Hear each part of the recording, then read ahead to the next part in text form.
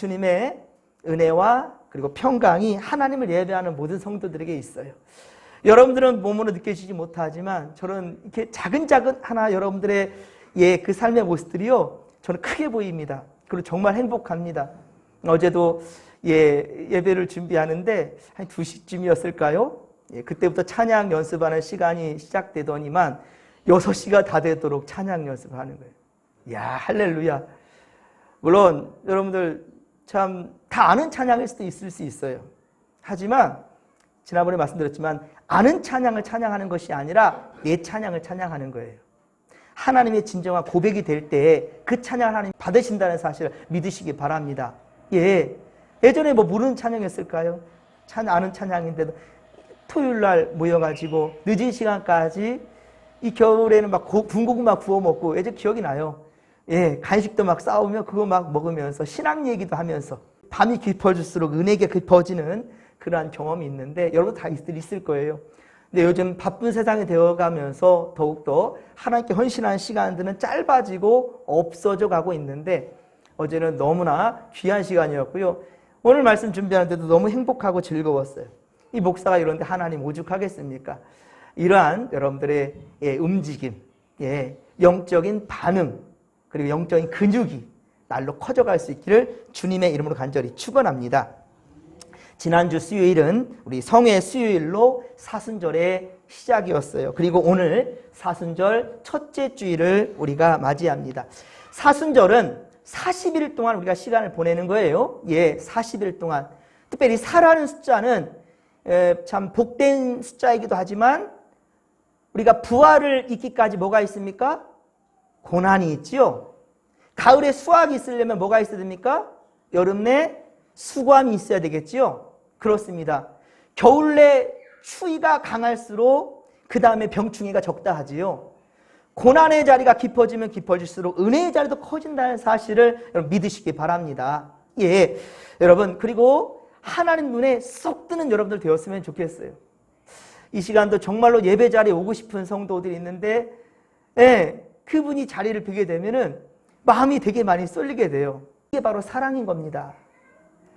그러한 관심과 그러한 사랑의 마음이 2024년도 올해에 여러분들 있기를 바랍니다.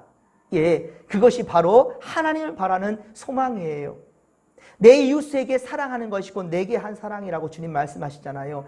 내게 있는 가장 작은 소자에게 한 것이 바로 내게 한 것이라 마태복음 25장에 주님 말씀하시잖아요.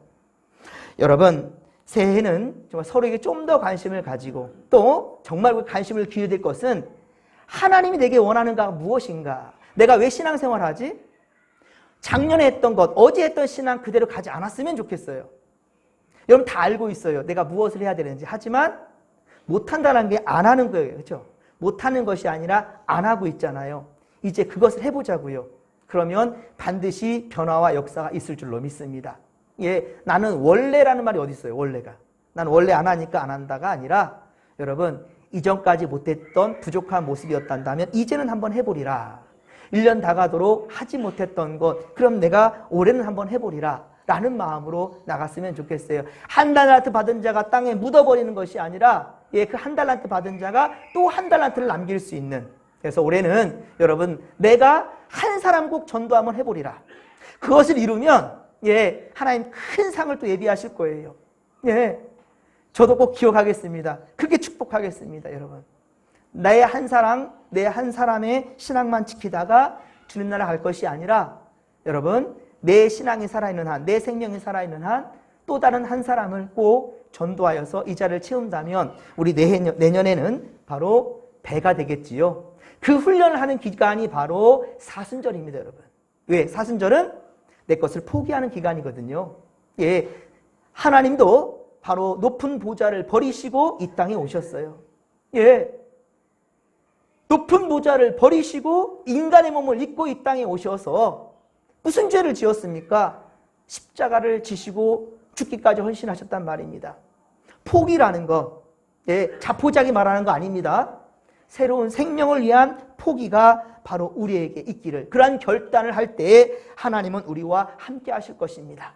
40일 동안 좀 쾌락과 여러분들의 좀 취미 활동이랄지 좋아하는 것들, 맛있는 것들 좀 더 한번 줄여보시고, 예, 정말 주님께만 조금 더 우리가 포커스를 맞추며 하나님께 한 걸음 더 나아갈 수 있는 믿음의 거석들이 다 될 수 있기를 주님의 이름으로 간절히 축원합니다.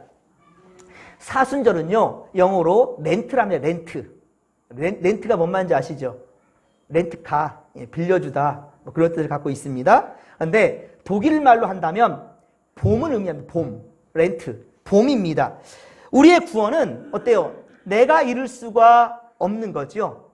예, 내 구원은 내가 이룰 수가 없어요. 죄와 흠이 없는 그래서 재물이 필요한 겁니다. 렌트, 빌리다. 빌린다는 것은 내게 그것이 있어요, 없어요? 있으면서 또 빌린다는 건 욕심이지요. 그렇지 않아요? 분명히 내게 있는데도 불구하고 이거 아까우니까 안 쓰고 네 거 좀 쓰자. 이거 아니에요. 그렇죠? 이건 못된 심보죠. 하지만 내게 없어요. 그런데 꼭 필요해요. 그래서 빌리는 거예요. 구원은 우리 안에 내가 이룰 수 있는 게 아닙니다. 내가 할 수 있는 게 아니에요. 그래서 빌림이 필요합니다. 하지만 이것을 좀 은혜로 말한다면 빌린다라는 표현보다는 어때요? 바로 값없이 주시는 주님의 은혜이지요. 하나님 은혜는 선물이라 했습니다. 대가 있는 것이 아닙니다. 대가 없이 주시는 것. 선물의 대가를 바라면 이렇게 뭐가 되죠?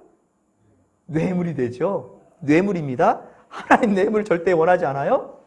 선물은 대가 없이 주는 거예요. 예, 여러분 그것입니다. 그게 바로 렌트, 사순절의 큰 의미예요.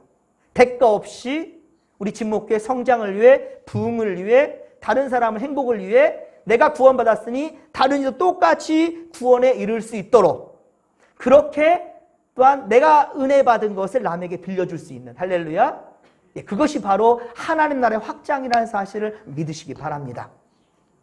오늘 보면 이사야 40장 26절에 보십시오. 너희는 어떻게 하랍니까? 눈을 들어 누가 이 모든 것을 창조하였나? 어떻게 하라고요? 보라. 뭐라고요? 보라. 오늘 제목이도 그렇죠? 눈을 높이 들어서 보라는 거예요. 우리는 하늘에 속한 자들이에요. 땅만 보고 살지 말라는 겁니다. 땅에 있는 것들에 여러분 마음 빼앗기지 말라는 겁니다. 이게 바로 만몬 숭배라고 누차 강조하지요. 물질 만능주의. 예, 물질을 좀 더 가지려고. 그래서 옛말에 그런 말 있잖아요. 다다익선이라. 많은 것은 많은 것, 더 많을수록 좋은 것이다. 여러분 많은 것으로 채워지는 것이 좋은 겁니까? 그렇지 않아요. 예, 많은 것으로 채워서 행복을 누리고 그것이 선이 아니라 어찌 그것이 선입니까? 진정한 선이라는 것은 콩 한 쪽도 나눌 줄 아는 마음이에요. 마른 떡 한 조각만 가지고도 서로 나눌 수 있는 그런 마음이 있는 것, 이게 바로 하나님 나라가 이미 우리의 마음에 이루어진 것이라는 사실을 믿으시기 바랍니다. 그렇습니다. 그러하기에 우리는 하늘을 바라보는 거예요. 풍요 속의 빈곤이란 말 있죠. 풍요 속의 빈곤이라, 이건 이제 역설입니다. 풍요 속의 빈곤? 여러분, 자유 속의 구속? 예, 이게 무슨 말입니까? 경제 성장은 우리나라가 지금 세계 10위권 안에 이제 들락날락 한다지요. 그런데 자살률은 세계 몇입니까? 1위라는 말 아시지요? 아, 왜 이렇게 먹고 잘 살게 됐는데, 아, 이렇게 자유가 있는 나라에서 왜 어째서 자살률이 1위가 되냔 말이에요. 우리는 세상의 모든 것들을 섭리하시는 분, 그 하나님, 그분을 품지 못하는 거예요. 여러분, 세상 것 다 가졌어도 주님을 잃어버린다면 다 잃어버린다는 사실을 아시기 바랍니다. 그러나 세상 것 다 잃어버린다 할지라도 주님을 품는 여러분들이란다 한다면 여러분 세상 것을 다 가진 그 이상으로 행복이 있다는 사실을 믿으시기 바랍니다. 그렇습니다. 우리는 전능하신 하나님의 그러면 위로를 받게 될 것이고요. 그리고 새 희망을 갖게 되는 거예요. 그럴 때 문제는 더 이상 내게 문제가 아니에요. 예, 지금 당장 해결되지 않는다 할지라도 이것은 내게 해결된 게 하나가 있어요. 그것이 무엇일까요? 내 가치관이 바뀌었어요. 그렇죠? 내 생각의 세계가 바뀌었다라는 거예요. 문제만 바라보고 있으면 이 문제에서 해결되지, 헤어나지 못하지만, 예, 주님을 품었을 때 광대하고 크고 위대하신 하나님을 내 마음에 품는다면, 예, 우리는 이미 그 작은 문제, 그 문제는 이미 작은 점에 불과하다는 거예요. 지금 해결되지 않는다고 해서 여러분들 괴로워하지 마십시오. 반드시 하나님은 크게 역사하실 것이고 그리고 반드시 응답해 주신다는 사실을 믿으시기 바랍니다. 하늘 바라보라. 드넓은 저 바다도 온 세상 지으신 바로 하나님의 솜씨라는 거예요. 세상 사람들은 그저 때가 되니까 다 만들어지고 되어진 것처럼 보여지지만 그냥 우연히 된 것은 없다는 거예요. 창조주, 조물주의 솜씨라는 겁니다. 그리고 더 특별히 중요한 것은 뭐냐면 너와 나를 지으신 놀라운 손길이 있다는 거예요. 사랑하는 성도 여러분, 힘들다고 하여서 여러분 절대로 그 힘든 상황만 바라보지 마시고 나를 지으셨으면 그분이 책임지겠지요. 주님께 떠넘기라고요. 그냥 아예 떠넘기시라고. 주님이 알아서 해주시겠지. 이것이 믿음 없는 것처럼 보이지만 이게 믿음이에요. 사람들은요, 하나님을 믿습니다 하면서도 불구하고 어려운 상황이 오면 어떻게 하는지 아십니까? 믿는다 하면서도 하나님께 안 나가요. 세상 기웃거립니다. 그리고 방법을 찾으려고 온갖 힘을 다 쓰면서 그렇게 헤매입니다. 그래서 답을 찾았습니까? 못 찾아요. 찾지도 못하면서 그럼 양다리를 걸치든 말든가. 이것도 아니고 저것도 아니에요. 차든지 뜨겁든지 분명히 하라고 주님 말씀하셔요. 여러분, 큰 것만 생각하니까 그게 믿음인 줄 알아요. 홍해바다 갈라져야만이 그 믿음이고요. 오병의 기적이 일어나야만 그것이 바로 믿음이라고 생각해요. 아니라고요, 여러분. 그 믿음 아닙니다, 여러분. 기적주의만 포커스를 맞췄다 한다면 예수님께서 기적을 이루셨을 때 사람들이 구름대처럼 몰려왔거든요. 왜 그런데 십자가를 못 박히고 다 도망갑니까? 왜요? 떡만 보기 때문에, 떡만. 콩고물 떨어지는 것만 생각하기 때문에. 가을에 풍성한 수확만 생각할 뿐이지 그 수확을 이루기까지의 수고와 헌신은 하고 싶지 않은 거예요. 여러분들 이런 마음들 안 된다는 거예요.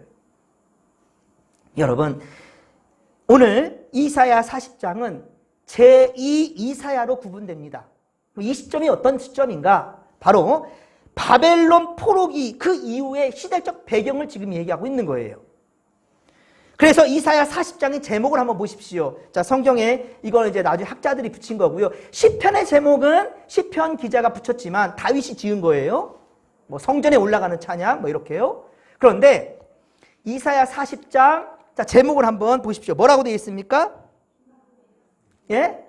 희망의 메시지라 라고 되어 있죠. 아직 희망이 아니에요. 암울합니다. 어둡습니다. 고난입니다. 여러분, 우리가 6.25 전쟁, 남북전쟁 끝난 이후 우리나라 어땠습니까? 세계 가장 극빈국가였습니다. 가장 가난한 나라였습니다. 비참했습니다. 바로 그 시점이에요. 그 시점에 희망이라고요? 그러면 많은 사람 뭐라 하겠습니까? 희망 좋아하네. 하나님 믿어서 좋을 일 아무것도 없더라. 우리가 하나님 믿는다 하면서 왜 우리 민족이 이렇게 멸망했고 이런 고통을 당하냐? 비웃음거리죠. 우리 안에서의 비웃음거리면 그렇다 칩시다. 이웃 나라들이 얼마나 손가락질 하겠습니까?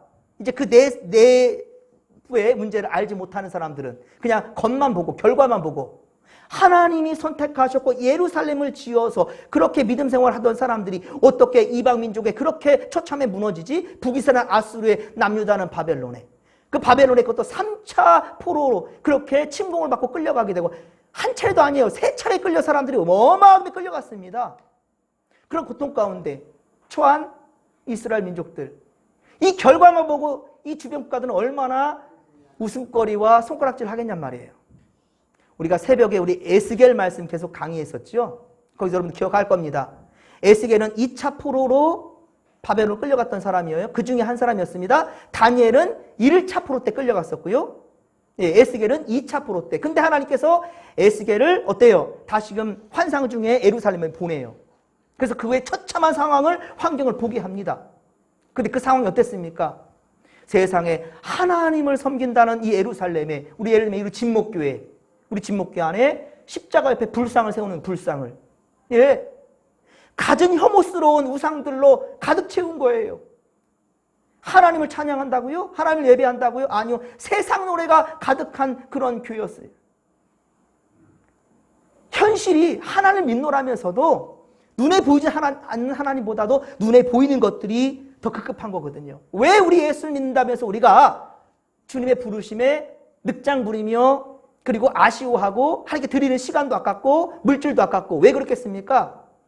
일단 당장은 내 코가 석자이기 때문에 내 일단 지금 문제를 해결해야 되는 것 때문에. 그래서 십자가는 보이지 않는 겁니다. 주님의 은혜는 보이지가 않는 겁니다. 예, 바로 이스라엘의 환경과 지금 다를 바가 없어요. 그런데 다른 것 다 차치하고라도 무엇을 지금 말하고 있냐면 하늘 바라보라는 거예요.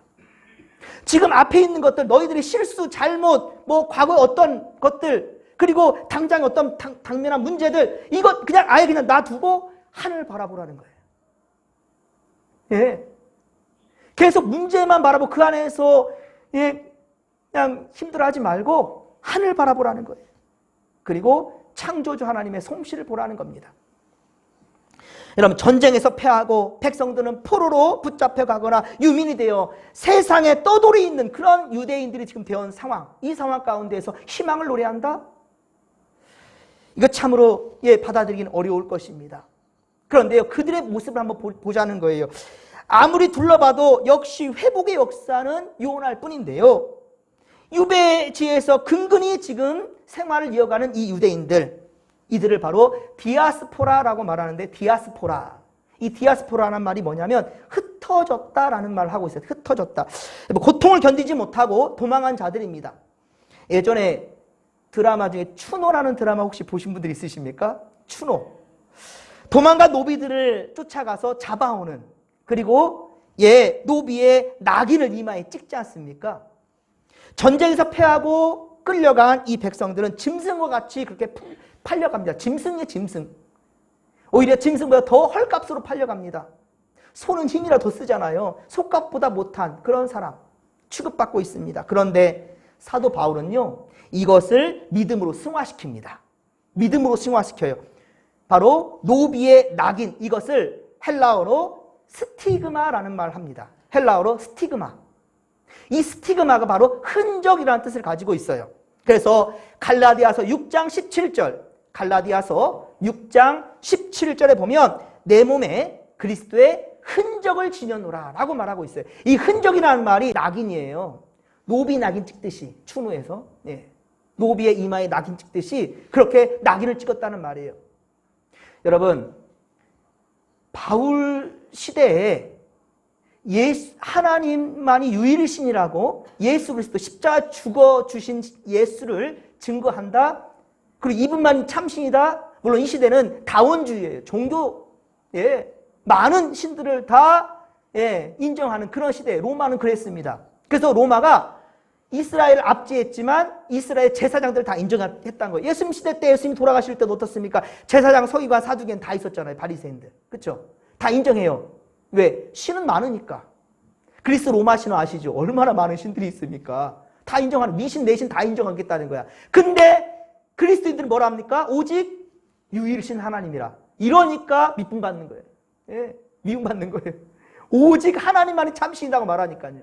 여러분, 구원해 주신 예수 그리스도, 그분은 단 한 분이시오 우리의 주님이시란 말이에요. 어떻게 주가 둘이 될 수 있습니까? 어떻게 여러분의 DNA를 줘서 아버지, 어머니가 둘이 될 수 있겠습니까? 생리학적으로 내 아버지는 단 한 분이지요. 그런데 우리의 생명을 지으신, 천지를 창조하신 그분, 오직 유일하신 하나님이라는 사실을 여러분들 믿으시기 바랍니다. 그렇습니다. 그 하나님. 그런데 고통 중에 야곱은 부르짖습니다. 27절에 보면 야곱이 말합니다. 이 야곱이라는 것은 이스라엘 민족 전체를 의미하는 거예요. 내 길은 여호와께 숨겨졌으며 내 송사는 내 하나님께서 벗어났다. 이 무슨 말이냐면 하나님은 나의 사정을 몰라준대요. 내가 힘들어 죽겠는데 하나님은 나를 몰라준다는 거예요. 나를 몰라준다는 거예요. 원망불평의 말입니다. 나의 정당한 권리를 지켜주지도 않는다는 거예요. 하나님은요. 내 정당한 권리도 지켜주지 않는다. 내 송사를 내 하나님께서 벗어난다.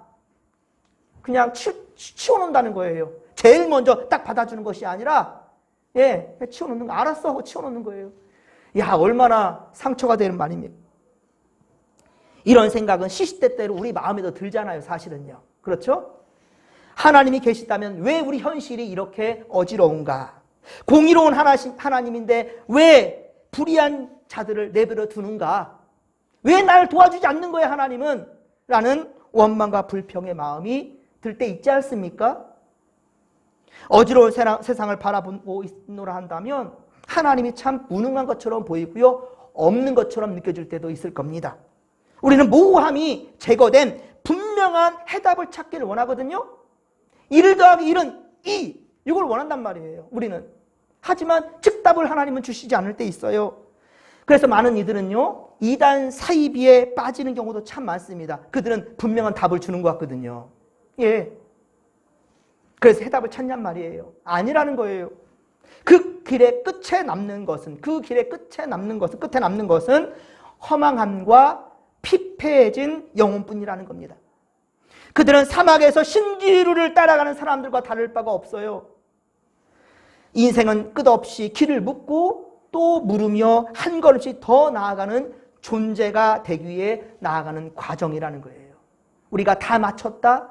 다 마친 것 아닙니다, 여러분. 모세는요, 르보산에서 마지막 생명을 마치는 그 순간에도 어떻습니까? 다음 세대들을 위해서 마지막까지 일했다는 거예요. 그냥 멈출 수도 있습니다. 하지만 끝까지 사명을 완주합니다. 사랑하는 성도 여러분, 여러분 인생이 다 끝나는 그날에도 여러분이 할 수 있는 게 하나 있습니다. 크게 하나님을 찬양하십시오. 그리고 마지막 유언을 줄 거, 자손들에게 이 진목궤를 잘 지켜라. 예, 하나님 잘 믿어라. 여러분 반드시 이 사명을 줄 수 있기를 간절히 빌고 소망합니다. 절망의 어둠 속에서 길을 잃은 이들을 보면 예언자는 오늘 본문 26절 이렇게 말하는 거예요. 너희는 눈을 높이 들어 누가 이 모든 것을 창조하였나 보라. 주께서는 수유대로 만상을 이끌어내시고 그들의 모든 이름을 부르시나니, 모든 이름을 부르신다는 걸 아신다는 거죠. 아신다는 거예요. 그 이름을 다 안다는 겁니다. 그의 권세가 크고 그의 능력이 강함으로 하나도 빠짐이 없느니라. 아멘. 할렐루야. 이분이 바로 우리 하나님이시라는 거예요. 우리 하늘 아버지예요. 우리의 주님이 되어주신다는 겁니다. 그렇습니다. 하나님은 현실의 어둠에 잠겨있는 이들을 향해 고개를 들라라고 말씀하십니다. 고개를 들라. 그리고 저 위 곧 하나님 나라로 초대해 주시는 거예요.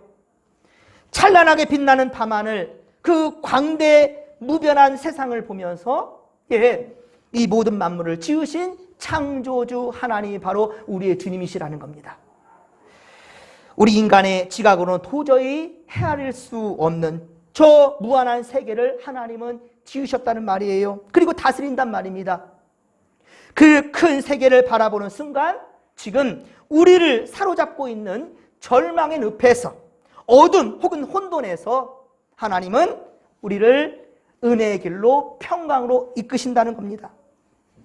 지난번 우리 교회학교 우리 예배 때 창조론과 우리 진화론에 대해서 말씀을 전했는데요. 세상은 진화론을 과학이라고 말합니다. 진화론이 과학이래요. 그럼 한번 뜯어보자는 거예요. 진짜 진화론이 과학이라면 믿어야지요. 하지만 전부 다 가설일 뿐입니다. 예. 여러분, 진화가 분명하다면 그 과정, 중간 단계의 화석들이 무궁무진하게 쏟아져야 할 거예요. 예. 무궁무진하게. 쥐가 날개를 막 연습하다가 박쥐가 됐다 한다면, 그러면 날개가 조금씩 나오기 시작했던 이런 과정에 어때요? 화석들이 엄청나게 쏟아져야 되겠죠? 하지만 어떻습니까? 개구리는 개구리, 쥐는 쥐, 예, 박쥐는 박쥐, 원숭이는 원숭이, 코끼리는 코끼리, 사람은 사람.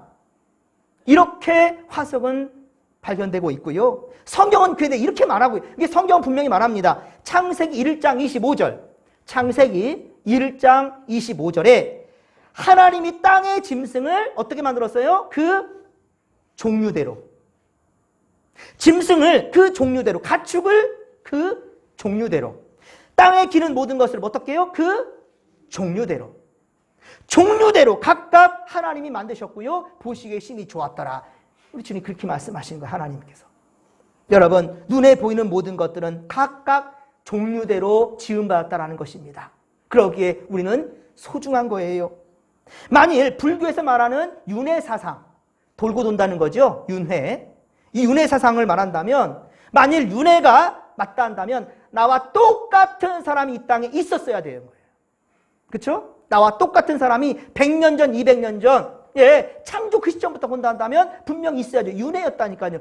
아직도 그러면 윤회가 안 되고 기다려야 될까요? 그러진 않겠죠. 그러면 돌고 돈다 하였으니 나와 똑같은 얼굴, 나와 똑같은 DNA, 나와 똑같은 지문을 가진 사람, 홍채까지도.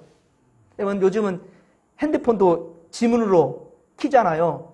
그런데 만약 이 지문이 과거에 있었던 사람의 지문이라 한다면, 내가 바로 다시금 인간으로 환생된 사람이라 한다면, 내 과거에 있었던 사람을 죽이거나 도둑질했던 사람이 바로 그 범죄자 취급을 받고 있는 그 상황에서 지금까지 온다 한다면, 나는 지금 태어나자마자 난 범죄자가 되는 거죠. 하지만 어떻습니까? 이 지문은 세계 창조할 그 시점부터 나 하나밖에 없어요. 쌍둥이여도 얼굴 똑같은 사람이 없습니다. 조금 다 달라요. 성격도 다르고 인격도 다릅니다. 여러분 우리는 분명한, 그래서 이것이 바로 신비인 것이고, 그래서 우리는 한 개그맨이 한 말 있지 않습니까? 난 귀해, 난 소중해. 나는 귀해, 나는 소중해. 맞아요. 여러분들 소중한 존재예요. 가치 있는 분들입니다. 그런데 왜 어째서 지금 닥치는 이 문제만 갖고 끙끙대면서 힘들어하고 괴로워하냐는 거예요. 그럴 수 없다는 거지요. 문제만 붙들고 있다면 문제 해결되지 않습니다. 대신에 십자가 은혜 안에 있으시기를 바랍니다. 할렐루야! 십자가 은혜 안에 더 한 걸음 나아가시기 바랍니다. 주님 주시는 평안을 맛보게 될 것입니다. 주님 주시는 평안을 맛보게 돼요. 그러면 크게 보였던 문제도 작아질 수밖에 없어요. 여러분 가끔은 눈을 들어 그래서 하늘을 바라보시기 바랍니다. 그러면 길을 잃지 않을 수 있어요. 왜? 하늘 아버지가 계시기에, 그분이 나를 주목하고 계시기 때문이지요. 하나님의 위대하심과 신비의 눈을 떠야 여러분 현실의 그 어두움과 갇혀있거나 현실의 무게, 그 현실의 무게에 짓눌러 있는 우리 삶의 진정한 자유를 맛볼 수 있다는 거예요. 그래야 우리는 여러분 하나님께서 공급해 주시는 힘과 능력으로 절망과 어둠의 세력과 싸울 수가 있어요. 싸울 힘이 있습니다. 우리는 가끔 그래서 피곤에 지쳐 쓰러지기도 하지만, 오늘 본문 28절에 보듯이 땅끝까지 창조하신 하나님의 바로 피곤을 느끼지 않으시며 지칠 줄을 모르는 바로 하나님이 계시다는 것, 그러기에 우리는 희망이 있다는 겁니다. 동시에 하나님은 피곤한 사람에게 무엇을 주십니까? 힘을 주십니다. 그리고 어떻게 하십니까? 기운을 잃은 사람에게 기력을 주시는 분이시다. 오늘 29절에 말씀하지요. 힘과 기력을 주시는 분이시다. 바로 그분이 바로 우리의 주님이시라는 거예요. 함께 오늘 본문 31절, 이사야 40장 31절 말씀을 우리 같이 한번 읽겠습니다.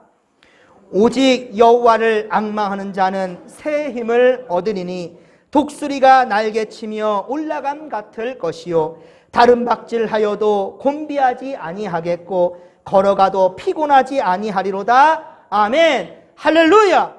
이 말씀에 은혜가 되고 위로를 받게 되기를 소망합니다.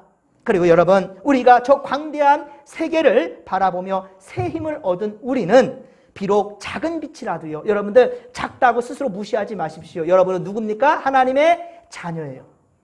감히 창조주 하나님의 자녀예요. 누구든지 여러분들 함부로 대할 수 없습니다. 여러분은 비록 작은 빛으로 보일지 몰라도요, 여러분은요 다른 이에게, 힘들고 지친 이에게 얼마든지 희망이 되어줄 수 있어요. 그래서 주님은 우리에게 빛이 되으신 주님, 빛으로 오신 주님은 우리에게 너희도 세상의 빛이 되어라. 할렐루야. 너희도 세상의 빛이 되어라 라고 말씀하고 있어요. 그렇습니다. 다니엘의 말이 큰 도전과 위로가 되는 말씀이 있는데요. 다니엘서 12장 3절, 다니엘서 12장 3절에 이 말씀합니다. 지혜 있는 자는 궁창의 빛과 같이 빛날 것이요 많은 사람을 옳은 대로 돌아오게 한 자는 별과 같이 영원토록 빛나리로다. 할렐루야. 예, 여러분의 빛을 비추십시오. 그 빛은, 그 빛의 근원은 어디입니까? 하나님으로부터 오는 거예요. 다른 자기 빛을 못 내죠? 태양의 빛을 받아서 빛을 내잖아요. 우리 또한 역시 하나님의 빛을 받습니다. 그리고 이 빛을 어둠에 비춰주십시다. 희망이 되어주십시다. 소망이 되어주십시다. 살아계신 하나님께서 우리와 함께 하실 것입니다. 살아계신 하나님 아버지, 주여 고맙고 감사합니다. 이 시간 우리가 하늘을 높여 눈을 들어 높은 곳 하늘을 바라봅니다. 주여, 주님께서 우리에게 힘과 능력을 주시며 모든 괴로움과 어려움 속에서 우리를 구원해 주실 주님을 바라보나이다. 특별히 우리 40일 동안 구원받은 백성들답게 또한 하나님 아버지 어둠을 비춰줄 수 있는 우리가 곧 빛과 소금이 될 수 있도록 주님 도우시고 함께하여 주시옵소서.